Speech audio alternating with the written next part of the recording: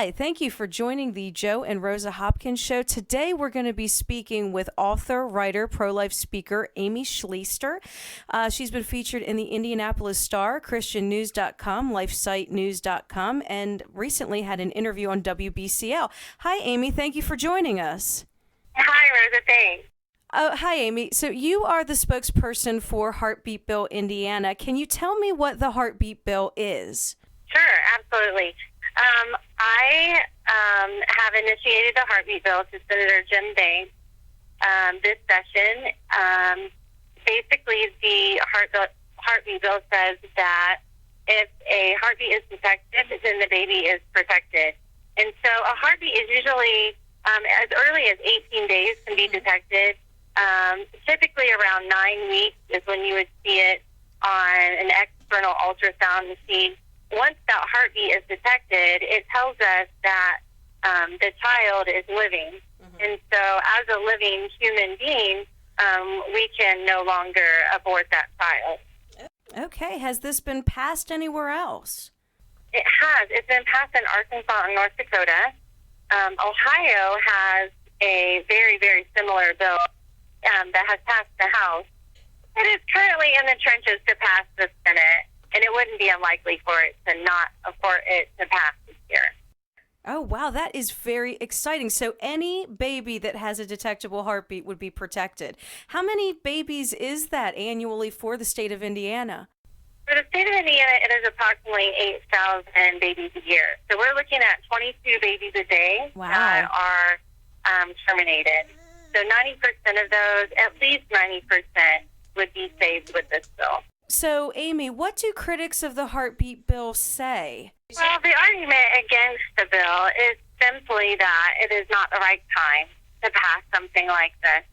And we approached that with the same approach that the Journal-Gazette did just back on December 28th. They did a front-page article that said that nearly all our GOP candidates for the presidency this year are in favor of overturning Roe versus Wade. And so now is the time. We are, actually, time is very vital right now to do something of this sort. So basically, the pro-life establishment has presented the case publicly that now is a prime time to do something this heavy of a legislation could pass. Well, and there are a few that say that now is not the right time. Well, we personally think that that's based out of fear. Yeah, I would think if 8,000 babies in your state alone have their lives hanging in the balance, I would say that this is the right time.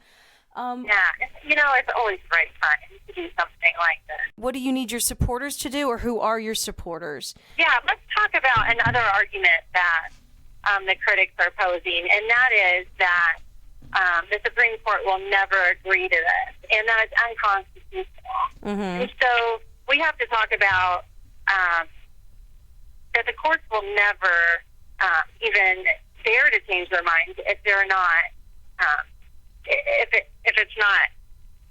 they're not asked to do so. That's and right. So we talk about in our argument against that, we talked about how in 1995 Ohio passed a bill banning partial birth abortion, and this is a huge aspect to this. The federal courts struck it down. Nebraska passed a bill, and then in 2000 the Supreme Court voided it, and so they just kept petitioning the court. In 2003, Congress ended up passing a federal ban and invited the court to change their mind, and they did, and that was Gonzalez versus Carhart. And then we've had Plessy versus Ferguson also that has showed us that we just have to keep introducing to the court new ways of thinking, and it ended up being overturned by Brown versus Board of Education. And so we've had several incidences that just show us that if we are consistent and persistent about attempting to get the courts to change their mind, that they possibly would. Mm-hmm. Right now, the courts have suggested that viability is a great marker for life. And we are suggesting that heartbeat is a better marker than viability. First of all, the medical surveys say that a child that has a heartbeat once it's detected, has a 97% chance of survival after that heartbeat is heard. And so a heartbeat is much easier to determine than viability. Viability is determined by a doctor's calculated guess on gestational age by measuring from crown to rump. But with a heartbeat, you hear it or you don't hear it, or you see it or you don't see it. There or it's not. And so our goal is just to bring the legislation to the courts and sessions, to the legislators, that heartbeat essentially equals humanity.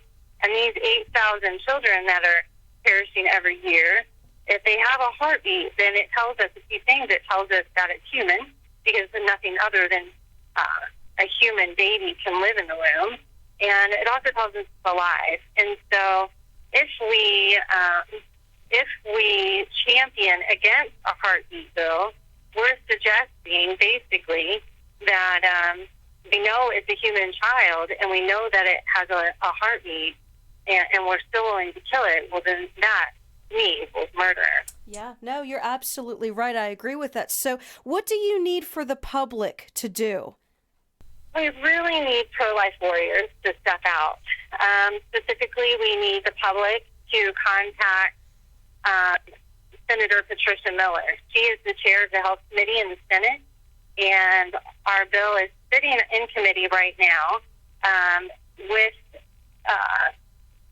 We're hoping for it to be heard. We've been told that there hasn't quite been a final decision on that or not. So we were hoping that Senator Miller would come through first Senate Bill 144, which is the heartbeat bill, and bring it to a fair hearing. We have prominent people all over the nation that are willing to come and speak, including Janet Folger-Porter, who's running for Senate in Ohio. She's the original author of the Ohio heartbeat bill, which is said to have the best language. And also Walter Weber, who's a constitutional attorney, has been fighting hard for this bill for several years. We have many people that are willing to come and place a fair hearing on this bill and educate the public and the state of Indiana and really our entire nation that Indiana is willing to lead on this. And Indiana is said to be one of the most pro-life states in the nation, but we have not yet led on big, heavy pro-life legislation such as the heartbeat bill. Now is our chance to do that. And so we're asking for people to contact Senator Miller, and we're also asking for people to contact Sue Swayze, who works with legislation through Indiana Right to Life and has a great amount of influence at the State House. And we are just asking for you to call and encourage her and just let her know that you're behind the bill and that you support it, support these 8,000 human babies, and that we really need them to rally, all of us just to rally together for the cause of this bill. Yeah, that sounds really important. So you said that Senator Patricia Miller, how would we contact her to let her know that we want this bill to be heard? Well, Senator Miller can be reached at 317-232-9400. Okay. And that is the State House. It's that number there. You can just ask for her, and it should direct you right to her. And she would be someone that I would think needs to hear from the pro-life supporters immediately. Okay, and how would they be able to contact Sue Swayze to lend her influence to this as well? Sue Swayze, I do not have her number on me. Was there anything else you wanted to talk about? Yeah, I just wanted to tell you that we do have a lot of support, and we're just thankful for these people that have stepped out. We have many charters of Right to Life that has come alongside of us to have Faith to Action, which is a national organization that's pro-life, pro-marriage, pro-religious freedom. Concerned Women for America has stepped out with us. We have many people that have supported us, but two of our newest supporters that we just this week have verbally stated that they support the bill was Governor Pence. On last Wednesday, I happened to be at the State House and bumped into him and was able to introduce myself to him and him to me, and he stated that he is quite in support of this bill and that him and his wife are very pro-life. And so we're just really proud to have him represent us here in the state of Indiana. And also Marlon Stutzman, who is our congressman, he stated at a Right to Life event just this last week that no baby should ever be aborted, especially after the detection of heart. So we know that he's looking into our bill as well. We're just really proud of them, along with the men that have authored and co-authored both our Senate bill and our companion House bill, which I failed to mention in the beginning, that we do have a bill in the House as well that was authored by Kurt Knisley. It's House Bill 1122. And those guys, they really stand up for pro-life values, and they're pretty fearless in their attempts to try something different. We've seen time and time again that incrementalism and the chipping away of the abortion industry is just not working. And we understand that this is an incremental bill. It does not save 100% of future babies, but it does save at least 90%. And instead of going from point A to point B, we're essentially going from point A to point Y.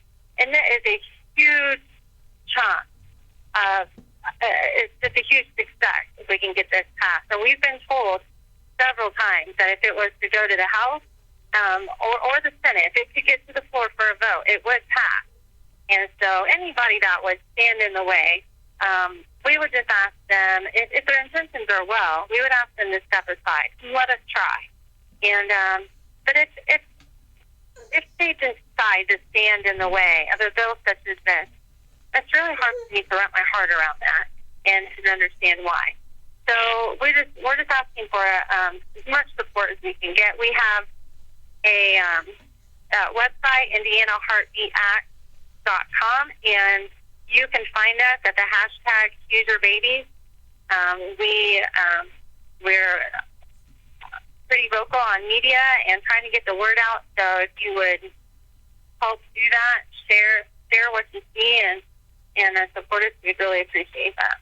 Well, thank you so much, Amy Schlichter, for visiting with us today. You're welcome. Thanks for having me. No problem. If you'd like to connect with Amy Schlichter, you can do so at www.amyschlichter.com. It's spelled AMYSCHLICHTER.com. You can also join their online Facebook community at facebook.com/HoosierBabies. And don't forget to look them up at www.indianaheartbeatact.com. Okay, well, we just heard from Amy Schlichter, and to save these children, 8,000 Hoosier babies, we need to appeal to Patricia Miller. She's a senator. She decides if the bill will be heard. Just take a minute out of your time. You could send this email. Say, hi, my name is, I am calling or writing to let you know that I want the heartbeat bill to pass in Indiana. Her email address is S, like Sam, 32 at iga.in.gov. You can also write to Sue Swayze to use her influence from Right to Life. Her email address is sswayze. So it's sswayze at protectinglife.com. And I'll spell it for our listeners. It's SSWAYZE at protectinglife.com. Let her know that you need her to use her influence to protect our 8,000 Hoosier babies. I just wanted to share a couple of thoughts with you. If we don't knock, the answer will always be no. If we don't ask our leaders to repent from this horror, this genocide, this infanticide that we commit daily in this nation, if we never ask, the answer will always be no. And it's not no to us, it's no to the unborn, the ones that have no choice, the ones that do not have a voice. So I would read you this scripture from Matthew 7:7 and urge you to take it to heart. Ask and it will be given to you. Seek and you will find. Knock and the door will be open to you. Well, thank you for joining the Joe and Rosa Hopkins show today. You can find us online at www.joeandrosahopkins.com, and you can find us on Facebook at Joe and Rosa Hopkins. And thank you for being with us today.